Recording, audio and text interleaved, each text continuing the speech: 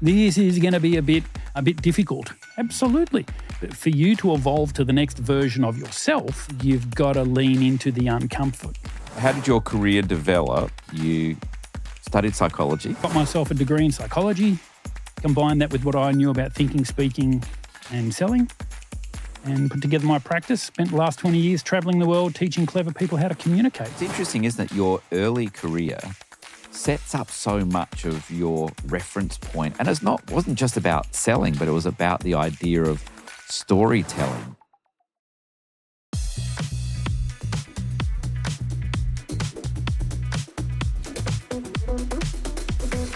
Welcome back to the CEO Advantage podcast. Today, my guest is Darren Fleming from the Mindset Mastery, and we're going to talk a bit more about that. Darren Fleming is an expert in concentration, the author of 7 books. His latest, Mindset Mastery, has just been translated into Japanese and on sale in Japan. Darren says that if we want to be more productive in any area of life, the key is to focus on fixing the distractions inside our head and not what's around us in our environment. Darren, welcome. Thank you very much, Paul. Great to have you here. The first question I ask everybody on the CEO Advantage podcast is, what was their first job? What was your first job? Oh, my first job was picking up golf balls at a golf driving range while they were still hitting the balls out. We didn't have, well, there was a tractor that went around picking them up, but the boss, I think it was too tight to fix it.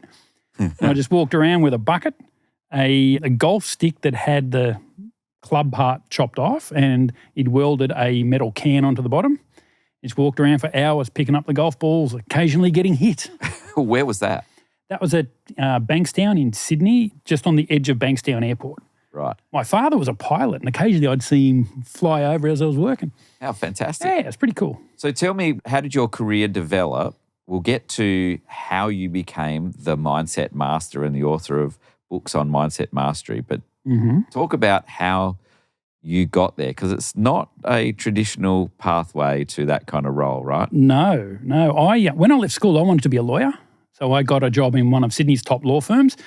They would fly me around the country. I was assisting barristers in court. They were paying for my uni fees, and life was pretty cool. I was on track to be the next High Court Justice. And then one of my mentors said to me, Darren, just remember, no one ever calls their lawyer and says, hey, I've had a great day. Can I tell you all about it? Yeah, right. So they sacked me because I stopped studying. So they sacked me. The only job I could get was selling vacuum cleaners door to door. Now, I'm not going to say that job sucked because it'd be a terrible pun. But yeah, it wasn't good. I did that for about 12 months, I think in the mid-90s, Western Sydney, Minto, Lamia, all the housing commission areas. The old Kirby. No, Electrolux. I was a Mr. Jolly. There you go. Yeah. So I did that for 12 months, then did 2 years of telemarketing, 3 years of telephone debt collecting. I have had all of the good jobs. I moved to Melbourne. I was working for a company called Alpha Laval, and the MD was appointed by the head office in Denmark, and his job was to get the company in Australia making money or send the money back to Denmark, wind the company up. He got rid of underperforming people and products, and I was there. And he brought everyone into a room one day and for a staff meeting. And I remember sitting in the back corner thinking to myself, listening to him drone on, and I was thinking to myself, you are awesome at what you do, but you suck at selling it to me. Yeah, right. So I went off, got myself a degree in psychology, combined that with what I knew about thinking, speaking and selling, and put together my practice. Spent the last 20 years travelling the world teaching clever people how to communicate, stand up in front of clients and pitch for multi-million-dollar business.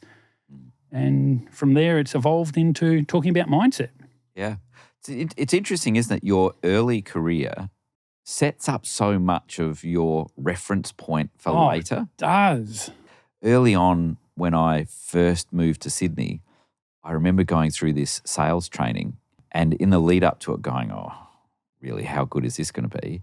And man, it was a week of some of the best light bulb moments around how to engage people in conversation, how to have people imagine themselves owning something, how to manage objections, how to manage people where the wife was interested but the husband was heckling. All of those different things as a young 20-something. Yeah, super important to know. Super important to know. And wasn't just about selling, but it was about the idea of storytelling and, imagine yourself in different situations, but also having the confidence to, when you're a young person, you have a conversation, you think everybody's nice, and then you get heckled and you're like, whoa, this is a surprise. Welcome to the real world. Welcome to the real world. But also learning to expect it, but not be aggrieved by it, but go, you know what, if somebody wasn't really interested in what you were doing, they wouldn't be heckling you. And from a mindset point of view, it was like, so rather than being offended, it was like, oh, so obviously you're interested in what I'm talking about, otherwise you wouldn't heckle me. Yeah. And for them, it was such a screwing with their own mind. I was like, hang on a minute. I was trying to knock you off course and now you're focusing on me. Yeah. So it was like a superpower. Yeah. What do they say in the world of selling? And I haven't done any sales training for a long time, but objections are an indication of wanting to buy, because if I'm not interested in buying, it's just simply no. See you later. I remember one of the key things that I took away, two key things that I took away from that training. One was to remember that people will preserve their self-image longer than they'll preserve themselves. So I learned that really early on. And then later on when I was curious, I was in a conversation with somebody about people wearing suicide vests. I said, so it's the same psychology. They have an image of themselves, and rather than let go of that image of themselves, they'd rather let go of them, blow themselves up. And that in sales training, they would say the same thing. People, if they get fixed on they're not having it, there is nothing you can do or say that will make them have it or buy it. The other thing was that if people said, I'm going to think about it, often lots of people just let that go. And I learned then, and I still do it to this day, when people say, well, I'll think about it. I'll go, well, obviously you're serious about it, because otherwise you wouldn't spend any time thinking about it. What are the things you want to think about? I said, what are the things you're going to think about? Because I'm curious. And it wasn't the question about what are you going to think about.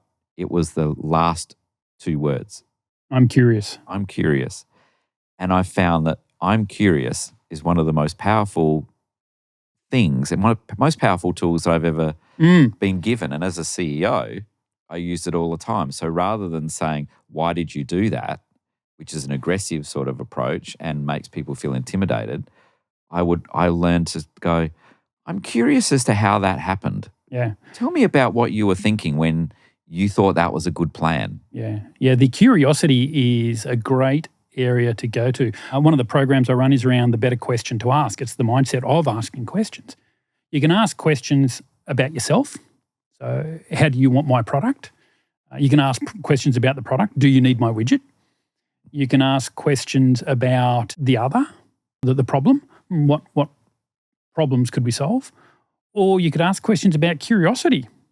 Tell me what's going on. And it's when you get up into the curiosity that people tap into their motivations. And what do we know about motivations? We're emotionally connected to them. And all buying decisions are emotional decisions. And that's where you can connect into people so you can sell. We'll come back to some of these real live examples of where mindset, mastery and psychology works. But let's just finish off the part where you studied psychology. Yep. And you started working for yourself. Talk to me about how, if you're a mid-career person who really hates what they're doing or even doesn't necessarily hate it but thinks, I followed this career path because that's what I told my mum I was going to do, or my mum wanted me to do it, and they want to transition into doing something else. One of the questions I often get asked, having been a CEO for 25 years, is like, how on earth did you reinvent yourself into what you're doing now? And other than giving the classic James Hunt answer, which if you've never seen it, YouTube Sterling Moss asking James Hunt, how is it that you, with the same car, you can beat other drivers? And James Hunt simply says, big balls. And Sterling Moss says, you can't say that. Say something else. He goes, but it is big balls. It's like, it's just so such. But you do need a bit of that. You do need a bit of that. So for anybody who's listening who's a bit like you, where they've they had this career of doing jobs where they're like, this isn't really matching how I want things to turn out, and then reinvent yourself. How did you do it? What was the motivation for changing it in the first place? So I worked for other people for about 20 years and was never promoted. If I wanted a raise in pay, I had to change organisations. And after a while, I realised what the common factor was. You. Me. So to give the answer on how you do that, I want to take up to a bigger level. This is going to sound a bit woo-woo to some people, but the universe is always listening. What you focus on comes to fruition. Yeah, there's that old saying is when the student is ready, the teacher appears. Arrives. Yeah, and when the student is really ready, the teacher leaves. Yeah. So for me, I had always wanted to have a practice along the lines of that which I have now. And I worked that on the weekends and after hours on just the side hustle. And I was never being promoted. My last job was at the Bureau of Statistics, counting the number of people who went to libraries, art galleries and museums. Yeah, it's heaps of fun. Not as exciting as it sounds. I got overlooked there a number of times for promotion. And I made the decision that I am going to leave. That was on the Easter Friday, so Good Friday. And over that weekend, I applied a number of the techniques that are in my latest book on how to get rid of the ABS from my life. Several times over the weekend, went to work on the Wednesday because the Tuesday was Anzac Day, so we had a long weekend. And somehow I got into a heated debate with my director. And I would avoid conflict in the workplace at all instances. And I said, "You're holding me back." "No, I'm not." "Yes, you are." "No, I'm not." I said, and I pushed him. He said, "Yeah, Darren." He admitted, he said in the end, "Yeah, there's been an edict that you're never to be promoted." Oh, okay. Wow. And cut a long story short, I ended up with a $25,000 handshake. See you later. Everyone was happy. Everyone. Statistics have never been more accurate since I left, and I used that as the springboard. But the thing is, the universe is always listening. So I've put out my intention of this is what it is that I want to do.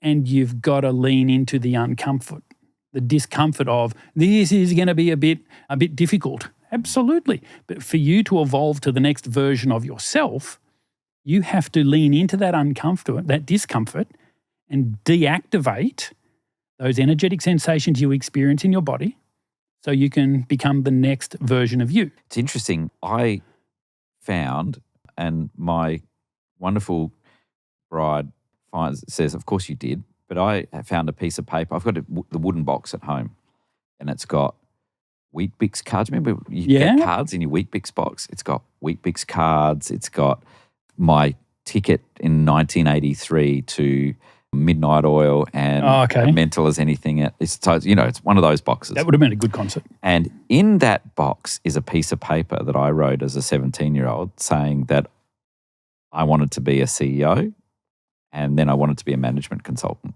Yeah, right.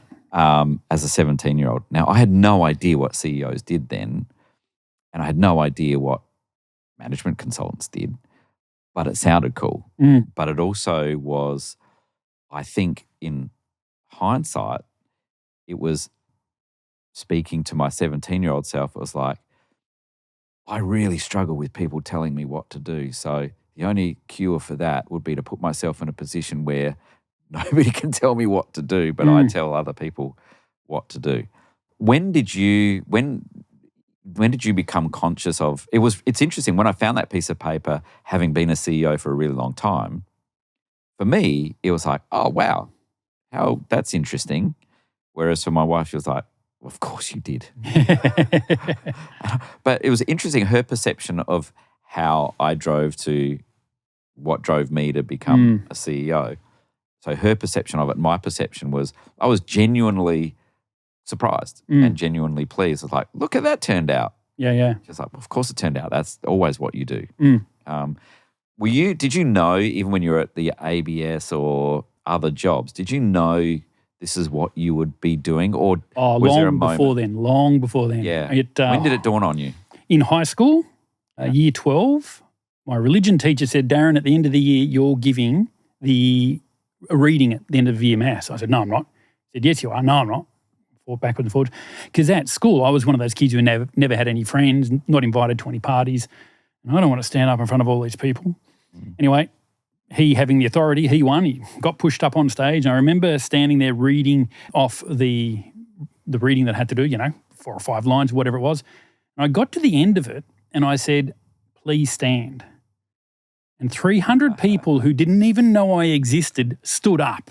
Yeah. And I thought, oh, wow. I like this. I like this. And then there's the chant, the call, the response. And I said, say something. They chanted back. And after about 3 or 4 rounds of that chanting, I've realised, wow, the person on stage has the authority. People listen.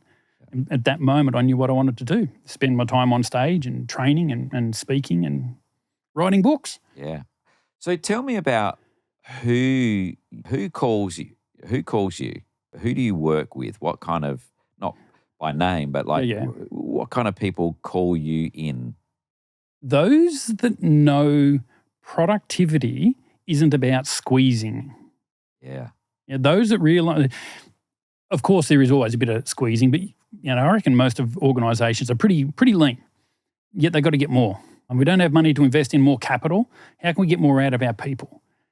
And the people I work with, at the understanding that people in your organisation spend more time fighting themselves than they do being productive. So for argument's sake, you need to sit down and do a report. Like, no one loves doing reports, but they've got to be done.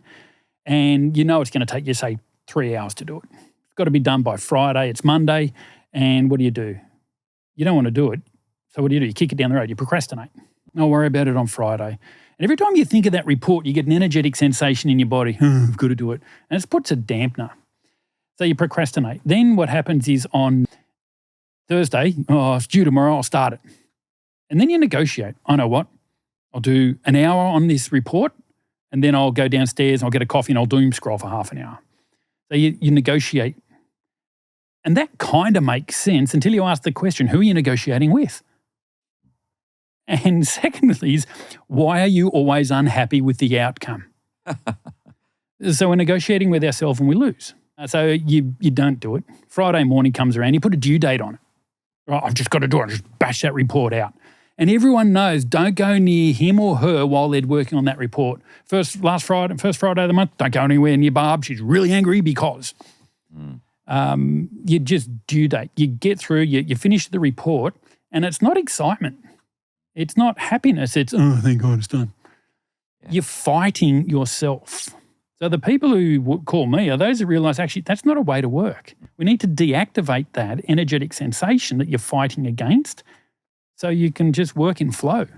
It's amazing too how many organisations that I come into contact with now that I have the privilege of seeing lots of different organisations, where what I call their whole process, the whole way of thinking is about what I call squeezing and papering, like squeezing the juice out of the lemon and papering over the cracks. Yeah. And they're expert lemon squeezers. And by the time I'm coming in, they're going, you won't believe it, the lemon's dead. Or you won't believe it, the wall just fell down. You're like, yeah, because if you paper the cracks long enough, it'll be a really good-looking thing just before it collapses. Yeah. What you need to equally invest in is growing lemons, like orcharding, farming, fertilising, doing those things, or architecture and designing the next building, or even just understanding concreting and reinforcing. But because budgets and or skills but the effect of inertia is that the only sort of skill set that seems evident in some workplaces is squeezing and papering. And the idea that you even go in there and say, there's more to it than that. Yeah. It still surprises me that people are surprised. Yeah, absolutely. Does that happen for you? To take the analogy, at risk of extending the analogy far too far and making it wrong, a lemon produces juice, or is yellow, or as it is, and you need to let it be that. If you try to make it more than it is, it will not work. So why not? So, what does that mean? You've only got so many sardines in a tin. There, we've confused our metaphors already. You can only get so much lemon juice out of a lemon. If you're going to keep squeezing it and squeezing it and squeezing it, you are going to spend more time focusing and your energy on squeezing more, diminishing returns kick in. Mm-hmm. But that person has an energetic drive within them that says the only way to move forward is to squeeze. And that happens to people. The number of times that I've had managers come through and they become senior managers, and then as a result of being a senior manager, and as they've got to those roles by pushing and pushing and pushing and pushing, monitoring, controlling, following up, doing all these management things, and then they become an executive, and it's all going wrong. Yeah, because they fall down to where they're comfortable. Yeah. So what are they comfortable about? They talk about this is where my skill sets are. Okay, that makes sense. But why is that comfortable? You're used to it. You're familiar with it. And what is happening is you now have to put those skills to the side and adopt or learn and adopt a new skill set, which is uncomfortable. Yeah, it was Alvin Toffler, wasn't it, that said the illiterate of the future will be those that can't learn, unlearn, and relearn. Yeah. Yeah. So how do you put those old skills down?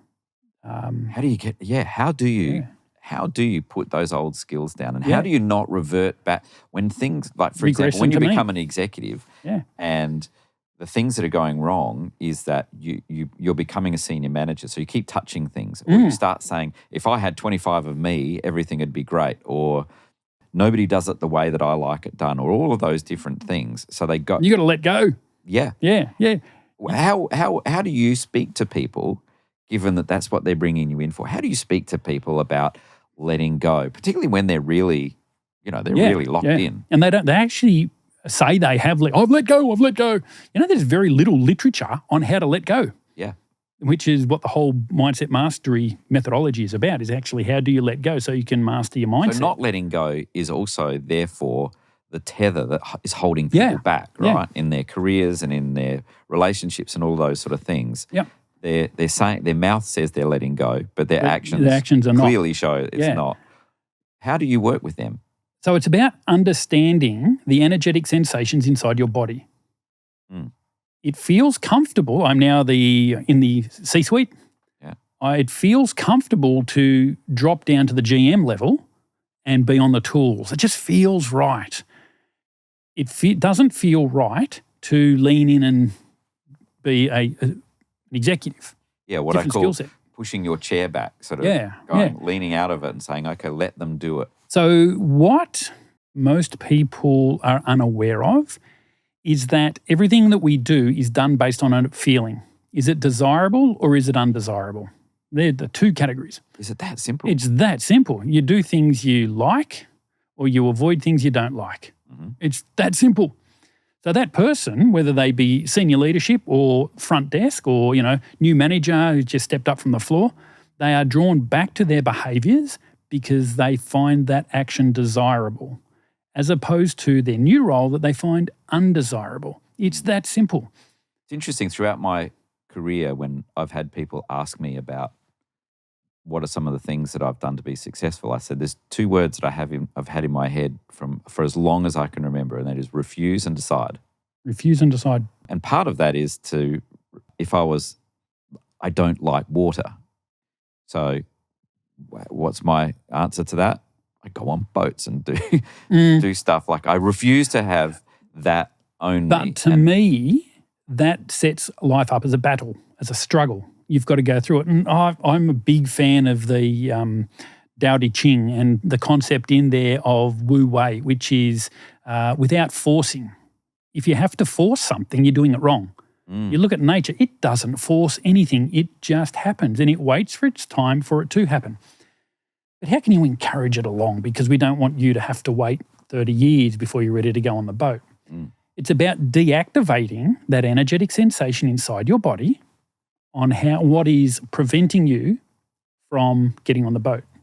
But isn't it equally that having the energetic sensation and then refusing to let that energetic sensation make you not decide. So in my own logic, it's to go, yeah, I don't like that.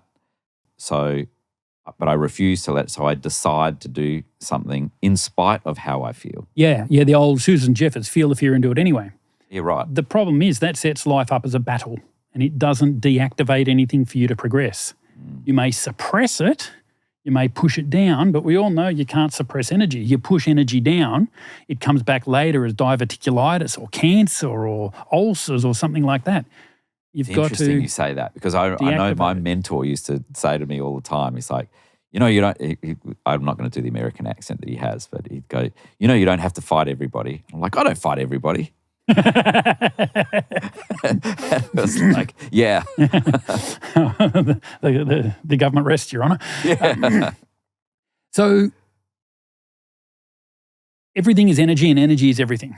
And that's what I focus on. And not from a woo-woo perspective, but you can feel the energy in your body. You get into work, you're excited. How do you know you're excited? You feel it in your body. Well, what do you feel? You feel an energy. Can you just decide? One of the things, as in, I met somebody, and I've met lots of people who say this, like, oh, I just want to be what do you want to do in your career and all those things? I just want to be happy. And I was like, well, that was easy. Just decide to be happy. Get up this morning and go, I'm happy. You know what the secret to being happy is? Go on. Stop being unhappy. There you go. It's incredibly flippant, but when you think about it, it's true. Yeah. Just stop being unhappy. Yeah. It's a decision. There was a parable that I heard that was about two women who moved to a town, and they went to see the parish priest, and they said to the first one said to the parish priest, what's it like in this town? And he said, what was it like in your old town? And she said, well, everybody was mean and horrible and they talk behind people's backs. And he said, you'll find it's the same here. Yeah. And the second lady said, well, what's it like in this town? He said, what was it like in your town? She said, everybody was lovely. They helped each other out. They looked after each other's children. They baked each other cakes. It was really fabulous place. I'm going to miss it. And he said, you'll find it's the same here. Yeah. That's the law of transference. Of the book, The Kybalion, is based on the teachings of Hermes Trismegistus. Think ancient Egypt, about 8,000 BCE. And one of the rules he talks about is the world is mental. That is, we project it out. One of the other rules is the law of correspondence, as within, so without, as without, so within. So in other words, we project out into the world what it is we expect to see. Great example, as you in your story there. You see some people on the street, oh, they're going to be scary. Well, they're only scary if you project that out onto them. The universe is always listening. You project out that they're scary, they will do something and you will find it scary. Yeah. So organisations bring you in, but before they bring you in, there's got to be a permission. There's got to be either a revelation, or maybe it's a crisis, or there's something. And even when there is, bringing someone like you, you're scary because you're going to talk about feelings. You're going to talk about things that really, particularly hardcore analytical people like. So I don't talk about feelings. Oh man, I'm male. I'm almost 50, not quite. Yeah. I don't do feelings. Yeah, cool. I do energetic sensations inside your body. Couple of reasons. That sounds even more weird. Does it? I thought it less feeling oriented. I don't know. The reason, but something's happened, right? The reason I don't like talking about feelings is it brings in a story. You've never felt love. You've never felt fear. You've never felt excitement. What you have felt is an energetic sensation inside your body that you have put a thought on. And the moment you put a cognition on a sensation, you create a story and you encounter that story, and then you have to deal with that story. So I don't use feelings simply because of the reason that people put stories into them. Yeah, and that explanation, in a nutshell, explains organisational culture, doesn't it? Oh, absolutely. It's all this, the new guys coming in the induction, they get the formal induction and then they get the informal induction. So that was great, but Darren, here's how things really work around here. You don't screw around with this, you don't do this, you don't do that. And when the boss comes and tells you, you come and tell me, because that's how the informal power networks. But that's culture, right? What Yeah. you just described there, and there's storytelling. Yeah. In my 25 years as a CEO, one of the hardest things to find was a consulting and advisory firm where they'd actually been CEOs. I created CEO Advantage to be the advisory firm I was looking for. Go to ceoadvantage.com.au and find out how we can help you and your team be the best in the business.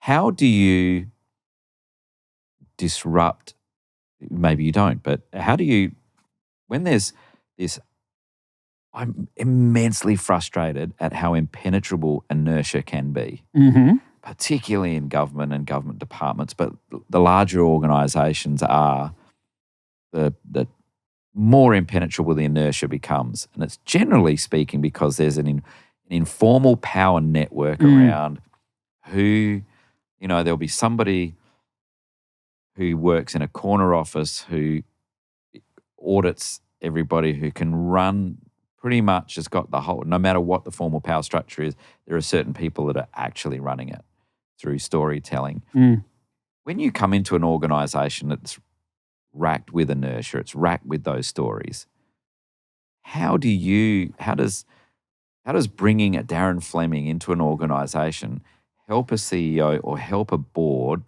start working through cultural transformation? Yeah. I take a different approach to cultural transformation. I wrote this for ACCA, which is the International Association of Chartered Accountants. They did a big piece on cultural change. I unpacked why most of it doesn't work. And the first reason is there's no such thing as an organisation. Organisations don't exist. You, like the Australian Bureau of Statistics, mentioned them earlier. That doesn't exist. You can't point to say that is the ABS. Nothing you can point to is the ABS. Yuval Noah Harari, in his book *Sapiens*, talked about I think it was Peugeot Motor Company, and how, as big as this company is, you cannot point to one single artifact that is that company. A company is simply a story we have in our head. An organisation is just a story. To change an organisation, because an organisation doesn't exist, you have to actually work with individuals. So to say we're going to have an organisational-wide culture change or whatever change, it actually needs to be focused on the individual. All the individuals? Only if they are buying into the story.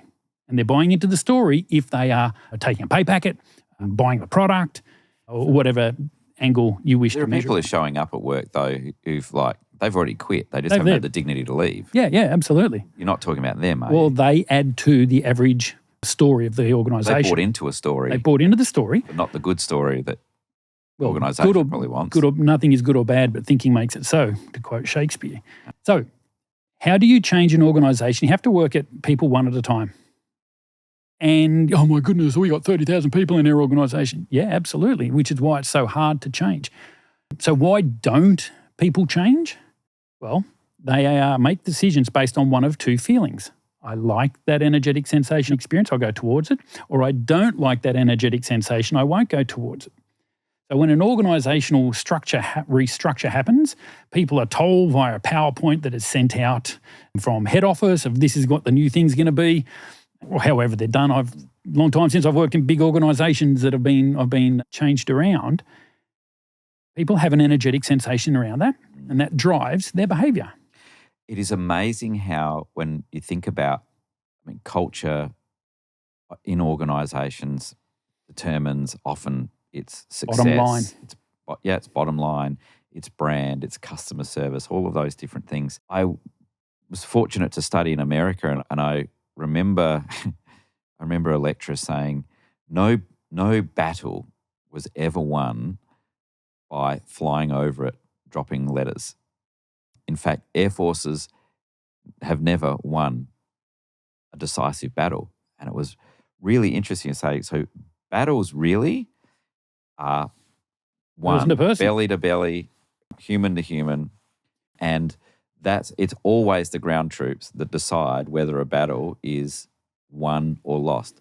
never flying over. But it is amazing, as you just said then, how many companies go, we'll issue an edict via email, or we'll just send everybody a thing that says how the new world is going to be. It's like, no war has ever been won by dropping letters. Yeah. You have to go out, and it's incredible. The next thing you hear is, but we've got too many people. And I'm amazed how... But you've got too many people for what? For trying to change the organisation? So hang on a second. So you're locking in...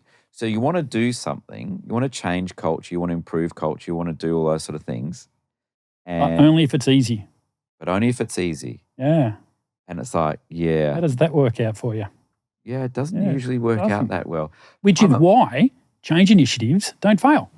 We trained our senior leaders and told them to go out and share that message. Okay, you did, and they shared it really well. But those people sitting down at the front row, facing the customers, they were told what they had to do. Every time you hear a piece of information, you cannot help but have a physiological reaction to it. Okay, if you read a lot of the Hindu scriptures, it talks about the brain is not just that grey matter in your head, it's the whole physical body. So to process information, it has to be processed through the body. Now, you will feel those thoughts. You may not believe that, but we feel thoughts of excitement, we feel thoughts of love, of pride, of fear.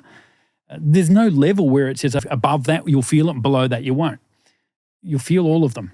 You just may not be aware that they are happening because you haven't tuned your attention to feel them. So people hear this edict of this is going to happen, they have a reaction to it, and then they either want it, so they move towards it, or they don't want it and they move away from it. Now, if your senior management told their staff that these are the new rules we're playing under, unless each individual knows how to deactivate those energetic sensations, they're not going to change. I was CEO of a human services organisation for 18 odd years. And what was present for me then when I listened to your story, I remember, so we employed lots of social science professionals, and they worked on the front line with young people who are coming in crisis. Yep. And young people in crisis can respond in unpredictable and sometimes unkind ways because things have been done to them. It's a very, very, very stressful environment. And compounding that, these people, young people coming in saying, I need a home, I need a bed tonight. Yeah. And the reality in South Australia was that for every 11 young people coming in asking for a bed, there was one. Yeah, right. So the job of a social worker was to tell 10 kids in crisis that there was no help. Yeah. But welcome to Australia. Yeah. Aren't you lucky? You should have chosen your parents better. They were very stressed. The finance department, however, we had government contracts that variously provided support for young people. Staff, very highly educated, well-intended staff in very high-stress situations where they were going to let people down. And the heartbreak of letting people down when your whole career is about caring for people is just shocking. Cognitive dissonance. Then our finance team would say, they're not doing the paperwork right for the acquittal of the contract. And we went down and told the social workers that they weren't doing it, and they told us to find another person to talk to. And to the CFO's enormous credit, here's one of the CFO who's still there, Simon at SYC, one of the cleverest CFOs I've ever met, one of the cleverest people. His idea was, rather than go down there and tell them again, was to have the finance team start volunteering down on the shop floor, work on the front desk at reception and receive these people, see what the environment was like, and then go, in order for us to get funding to do more, we need to do the paperwork properly. We'll try and do it for you while we're down here, but it'd be really cool if you could help us out by doing it. But the challenge was not either team not earnestly wanting to do a great job. What was missing was respect for each other's outputs. So we mentioned earlier about letting go. I would suggest that as the finance team was on the front counter, they saw the world as it actually is at the front counter, and they've gone, oh, maybe our expectations are a bit high. Now I know why it's not coming through correctly. Let's put down that and work out a different way to solve the issue. I think it went beyond that too. I think for the social workers, it was about being shown respect for their profession. Which they then put down the people in the back office, they don't know, and they've got all these biases, and so they put them down as well. Yeah, this growth in respect for each other had nothing. You could have come up with processes, you could have leaflet dropped, you could have given edicts, you could have done everything you liked. It would never have worked. But Simon's super clever idea was to merge the two together as much as he could and create respect. Yeah. So that's a great example. So I mentioned earlier how we procrastinate, we negotiate, we put a due date on. All organisations then put scaffolding around people to ensure that they move through those three levels. They put policies and procedures in place, they put KPIs in place, and they put rewards in place simply to get people to do what they should be doing. Great example of what you've just done is realise that, hang on, there's a better way to deactivate these energetic sensations the people, the social workers at the front line are experiencing is actually by bringing the two cohorts together. That way we don't need any more new paperwork, new rules and regulations, and it's a much better outcome. Many of the CEOs we've already talked to in this podcast have talked about mindset. Their mindset is around they're really resilient, they're really resourceful, they're comfortable with ambiguity. There's this positive self-story they tell. And I've met, and I'm sure you have too, hundreds of CEOs who they will tell a similar story from a mindset point of view. But I'm really interested in really good CEOs who are good humans, who you really respect, are like just amazing humans, have this mindset. And then I've met founders and people who've become CEOs with exactly the same mindset who are massive idiots. Like they're the ones who, they end up being surprised that their whole career and life falls apart because they decided to start fooling around with staff members or, all those different things. And they're genuinely surprised. And you go, oh no, the only person who's surprised is you. How is it that someone can use the same mindset, the same toolkit, and be a really great CEO, great human running a great company, and then equally using the same mindset, they become very powerful, successful, depending on your measure of success, but they're a complete dick? How does that happen? Is that value programming or? I think that's awareness. But often the person who's a dick is they're kind of aware of it and they kind of get off a little bit on being a dick. And good luck to them. Well, good luck to them unless you work for them. Well, go work for someone else. That's what you'd say. Just don't work for them.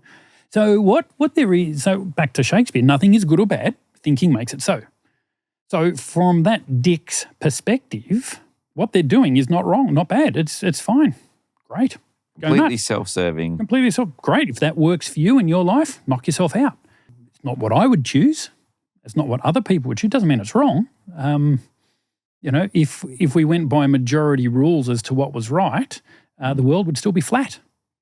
Interesting. We'd have faster horses.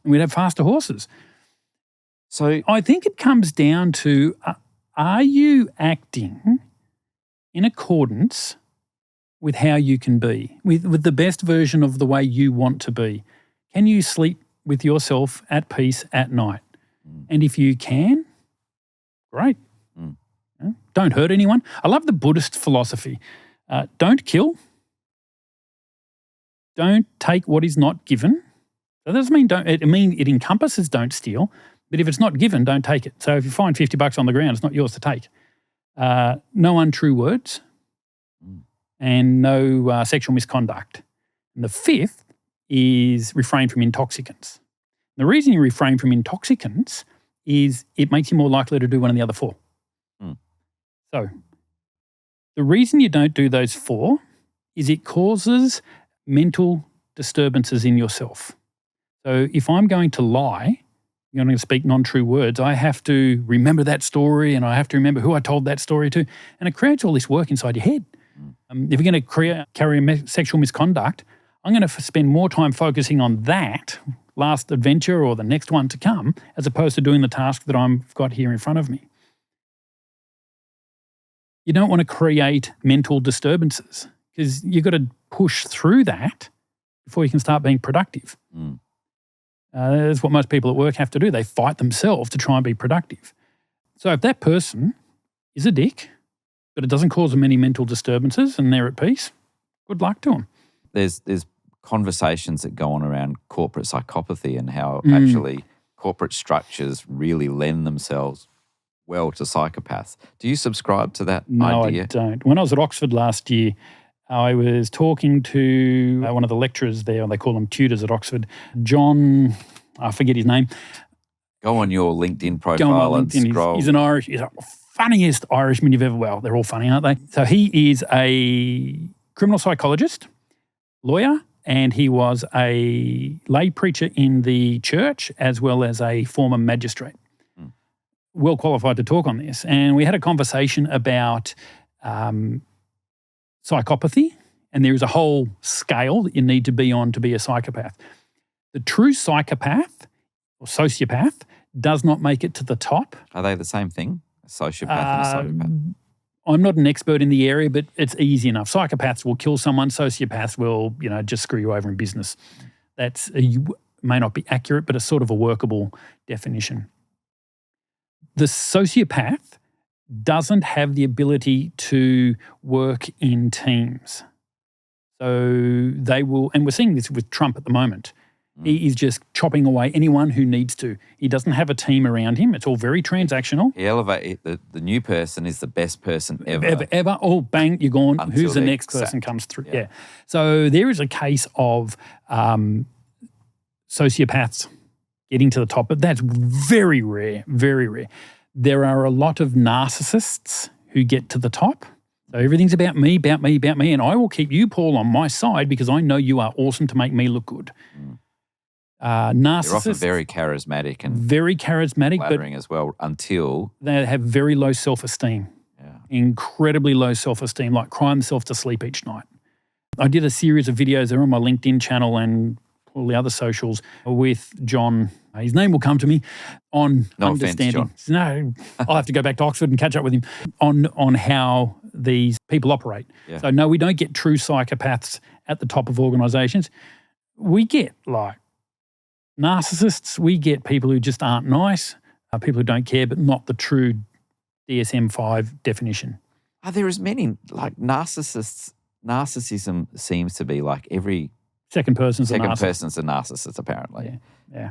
Surely it's not that common. No. So the term Clinical narcissism is thrown around. Yeah. I don't like what you did, Paul. You didn't invite me in last week for this podcast. You're a narcissist because you didn't think of me. Yeah.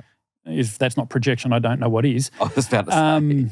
In the DSM-5, which lists all the psychological disorders, there are a bunch of traits that explain what a narcissistic personality disorder is. And basically it is just lack of recognition of others, put themselves at the centre of everything to the detriment of others. We all put ourselves at the centre of our world. It's in the title, Our World. I am the centre of my world. You are the centre of yours. We all make decisions that are in our own best interest, but that doesn't mean you're a narcissist. One of the things that I like to ask founders of organisations, you're a founder of your own organisation. I hadn't really thought of that, but I suppose I am. Most people don't. So most people don't start their own organisation. Most people don't exist. Want to work for themselves or be as, they like the construct of an employer, they like the construct of a job and all those sort of things. So, but most people don't go out and work for themselves. And so one of the questions I like to ask people who are founders is, so what is it about you that made you decide not to be normal? In an inability to be promoted. So you promoted yourself. I promoted myself. I've got the great consultant skill of being able to see the problems, but then I speak it out. When you're employed, that's not always the best move. So a politician, you're not. No. Well, I certainly have become more in the last couple of years. Call it maturity, call it experience. But yeah, in previous times, I had simply blurted out, "Actually, no, that doesn't make any sense because." You point out the emperor's got no clothes and you find yourself thrown in a dungeon. Or counting people going to libraries, art galleries and museums. One of the things that is two sides of the same coin that I've struggled with throughout my entire leadership career is this ferocious intolerance of mediocrity. And there's two sides to the same coin there, right? Because it sounds extremely arrogant to say, well, I can't stand mediocrity, but it's driven from a place where, for example, my youngest brother has an intellectual disability, and when he was born, they said he won't amount to anything. And was it last year or earlier this year? I think it was earlier this year. He was awarded by his employer, literally the gold watch for 25 years service. That's cool. He's got a certificate 3 in horticulture. And if there's a storm, he is so excited there's a storm because there's going to be a mess in the park. And when there's a mess in the park, he's going to be busy. And he cuts every bough, no matter if it's that big or that big, he'll cut it into 30 centimetre lengths. And because 30 centimetre lengths means in a 6x4 trailer, you can put 6 lengths that way. And he does them in rows and then layers, and it's perfect. For a person that the doctor said would never walk, talk, be any good to the community, he does that, loves it, and has done it for 25 years. And the community needs that. And the community, people, if you live in Adelaide and you go to Linear Park and it is spotless, thank my brother, because he loves Linear Park. It's his passion. Yeah, right. And if it's a mess, even better, because he's going to clean it up and he loves it. He knows the names of all the dogs in the area. He knows all the regular walkers in the area. If anything ever happens in Linear Park, the cops will know who to ask because he'll know. Yeah, right. Loves it. But because of part of a story that I have around that in my own head, is that so if you have capabilities above where he started and tell me that, I can't do it, I have a ferocious intolerance going, my goodness, you're if you can, get on with it. If you can't, I'll teach you. But you're in the zone of you won't. You could, but you've got a story going, I can't, I won't, all these different things. And I have a ferocious intolerance of it, which is for people who have really high ambitions for themselves, has worked really well. So you have a desire for people to have high ambitions for themselves. For themselves and for the thing they're doing, whatever that thing is. So just do it really well, do the best version of it. Why do you want to change what is out there? Why do I want to change what is out there? I want to change what is out there to make sure that people like my brother are safe and valued. People who are... But can that not happen? I suppose my question is... you could say, he is safe and valued. He is safe. So why does, for argument's sake, the mythical person down the road, John, have to change and be a version of self that you want him to be? He doesn't. But he just doesn't. He just has to go work for someone else. Well, if he's happy doing what he is doing, but you look at him with ferocious intolerance because you think it's mediocre. Yep. What's that got to do with him? I didn't say it did have anything to do with him. I said it had something to do with me. Right. Yep. So the positive side of that is that I've spent a career building high-performing teams who've performed really well. Mm-hmm. Downside of that is every now and then there have been people who are probably I have wanted success for people more than they wanted for themselves. Yeah. And that for some people is a breakthrough. They go, wow, I never thought I could do that, and you pushed me to do it.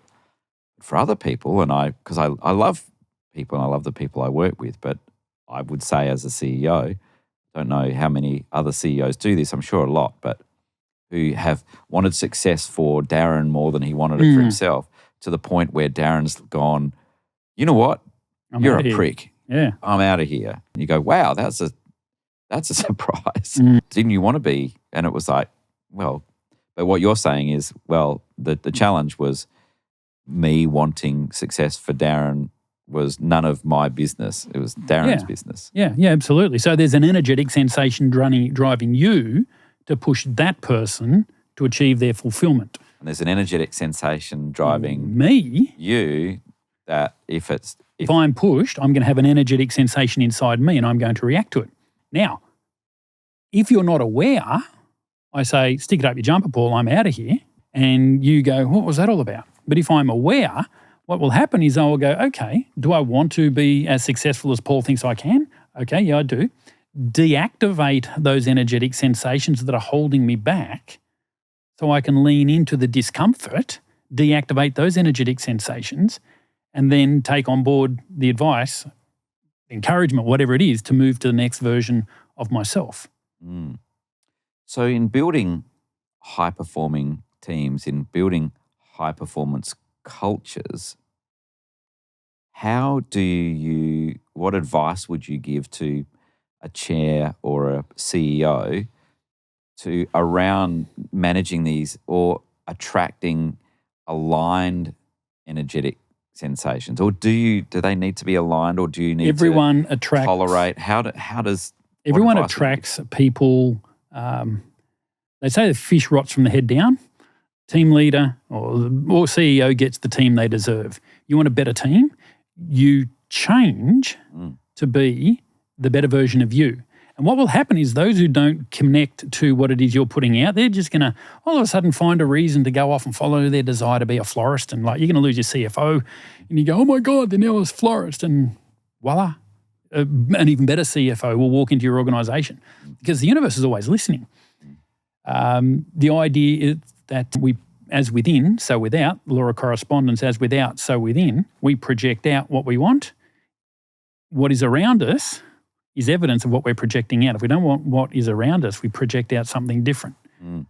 So my suggestion is, if you wish to have a high-performing team, is that's the mentality you have, and play lightly with it. Like, this is where we are, but don't force it on other people. Nature never forces. It's interesting. Early on in my career, I was mentored by a very, very successful business person where I learned as much of what I didn't want to be from him as some of the things I did. Some of the things I saw him do was particularly being misogynistic or making those sort of remarks. I was like, man, I really just don't want to be around that. And it was nice to sort of realize that I was like, you know, my mum's a really good and powerful, fabulous woman, and I don't feel comfortable with the way you speak about women. But equally, one of the things that he did tell me that stuck with me, he said, you don't always get what you want, but you usually get what you expect. And law of projection. Right? So, you know, and I was like, okay, so then I did a course in services marketing where they talked about expectation and where when customers really become aggrieved, it's when you've exceeded their zone of tolerance. So you have an expectation, they have an expectation, you haven't made the effort to understand what their expectation is or manage their expectation coming into a customer service environment. But there is room for both of you to move inside what's called a zone of tolerance. And outside that zone of tolerance, then once you have a complete deviance of my expectations and your expectations, it's irretrievable. Would you agree with that? Yeah. Yeah.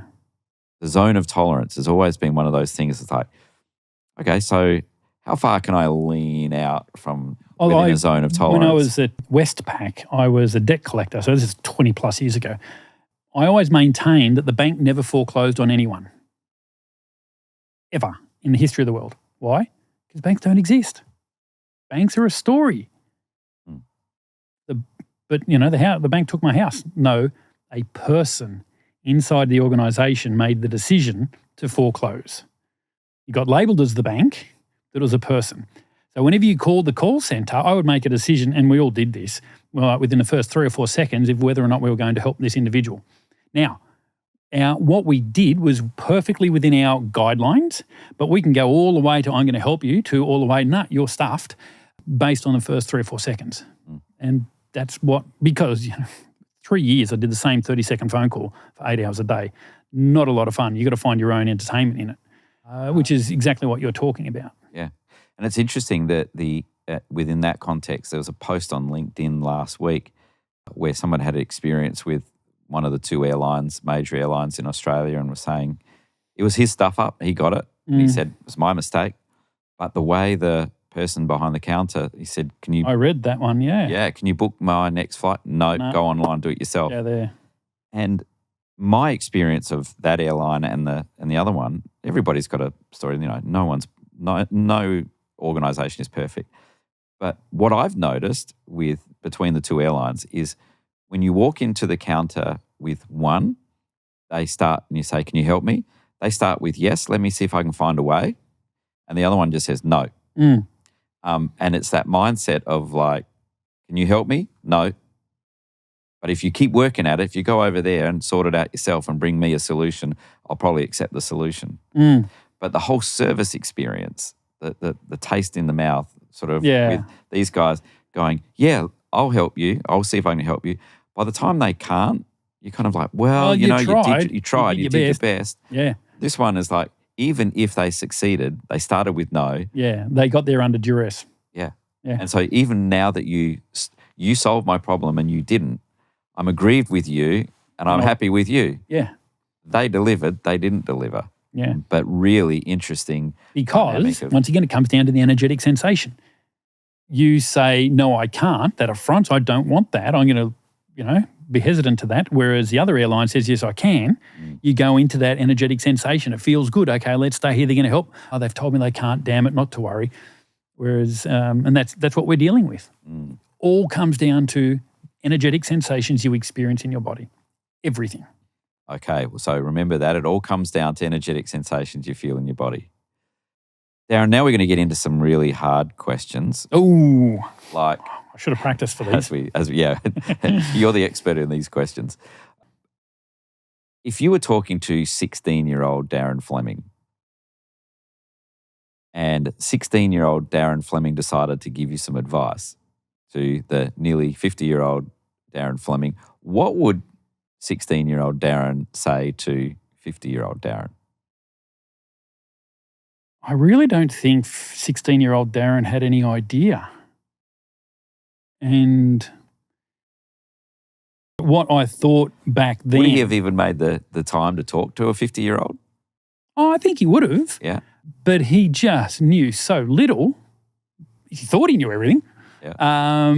But... I often say that to 16-year-old. You don't need to go to school anymore. You know everything already. Yeah, exactly. I'm not quite sure what a 16-year-old would say to me, other than maybe even dream bigger.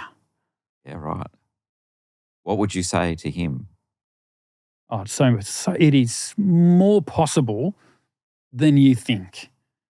Just back yourself. Go make mistakes. Bugger it up.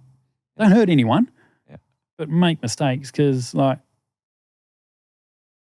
whoop-de-doo. Yeah. Really. Interesting. It will pass. You've got particular music taste, but 3 songs that if they came on your way back home today, 3 songs that if they came, any one of them came on the radio, you'd smile and go. It'd have to be No Aphrodisiac by the Whitlams. Yeah. That's just a great song. The Ella Fitzgerald, Dancing Cheek to Cheek. The song my beautiful wife and I dance to. We went off and learned a whole swing dance routine for that. Fantastic. And pretty much anything by Paul Kelly, especially How to Make Gravy. I think that makes everyone smile and probably even shed a little tear as well. Yeah. So they make you smile because they've got a story that you can tell you. So movies then, is there a movie that you've watched and you go, I'll just watch it again You can watch it again and again and again. Not of recent, not of the last 20 years. Yeah. Last movie I did that with was probably Dead Poets Society when I was a kid. I've seen that movie close to 100 times, but I think that is more to do with the fact that during school holidays we had no internet back then. So what are you going to do? And you only had one video. Only one video. Excellent.